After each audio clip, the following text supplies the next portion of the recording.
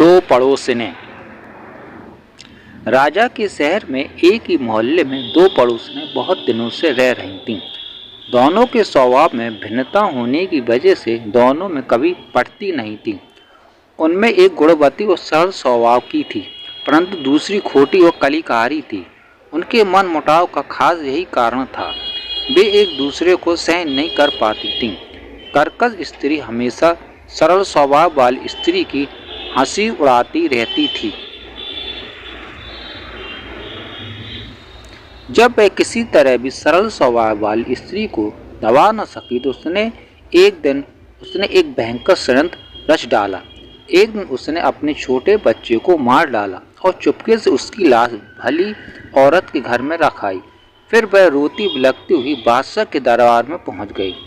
खोजा उस समय बादशाह का सलाहकार बना हुआ था। बादशाह ने खोजा से उनका इंसाफ करने को कहा तो खोजा ने सबसे उस सरल स्वभाव वाली स्त्री को दरबार में बुलवाया, जिस पर उल्टा स्त्री ने अपने बच्चे को मार देने का इल्जाम लगाया था। सरकारी आदेश सुनकर वह सरल वृत्ति की स्त्री तुरंत दरबार में हाजिर हो गई और स्वयं के इस प्रकार बुलाए जाने का कारण पूछा। खोजा ने कहा, क्या तुमने इस स्त्री के बच्चे की हत्या की है, जैसे कि यह तुम पर इल्जाम लगा रही है? यदि नहीं तो तेरे निर्दोष होने का क्या सबूत है? तुरंत बतला। वह स्त्री बोली, हुजूर, मैं नहीं जानती कि कौन इसके बच्चे की हत्या कर मेरे घर में डाल गया। मैं बिल्कुल निर्दोष हूँ।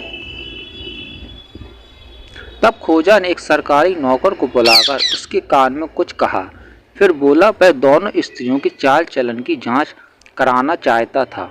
नौकर उस मोहल्ले में पहुंचा। वहां दोनों स्त्रियां रहती थीं। पूछताछ करने पर पड़ोसियों ने उसे बताया कि जिस स्त्री पर यह इल्ज़ाम लगाया गया है वह तो बहुत ही भली है। जिसने उस पर इल्ज़ाम लगाया वह निहायत कर्कश और फरेबी स्त्री है। नौकर जैसा सुन आया था वैसा हाल खोजा को जाकर बता दिया। तब सब झूठ की पहचान के लिए खोजा ने एक तरकीब निकाली।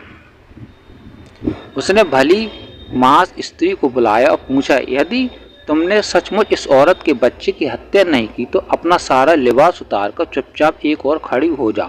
यह सुनकर वह स्त्री बोली, हुजूर, मैं चाहे कल की जगह आज ही क्यों ना मार डाली जाऊं, पर मैं नंगी कभी नहीं होंगी। मैं मरने से उतना नहीं डरती जितना कि निर्जलता से।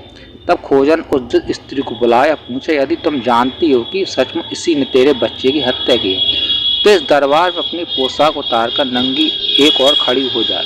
इस पर तो वह तुरंत नंगी होकर खड़ी होने को तैयार हो गई। उसने अपनी पोशाक उतरने को तैयार होते देख खोजा को बहुत शर्मिंदगी महसूस हुई। उसने उस स्त्री को अपनी पोशाक उतारने से रोका। उसे निश्चय हो गया था कि इस दुष्ट ने ही अपने बेटे की हत्या की है।